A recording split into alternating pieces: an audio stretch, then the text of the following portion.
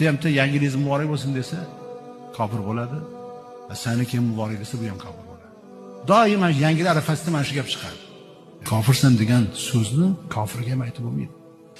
Har yili shu dekabr kelsa deymanda boshlanadi. Mana shu oqidi, ko'kidi, mushrik, kofirdan boshlaydi. Men hayron qolaman. Bular shu birovni kofirni kayf qilarmikin deymanda.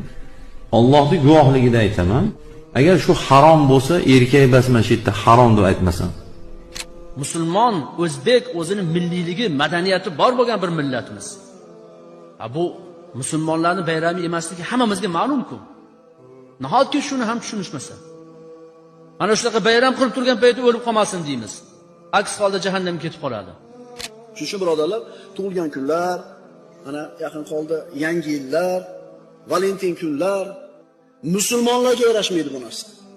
Diqqat qiling, musulmonlarga yarashmaydi, qolganlar qilaversin. Nimasi yomon? Biz hammaga yomon demayapmiz, biz musulmonga bo'lmaydi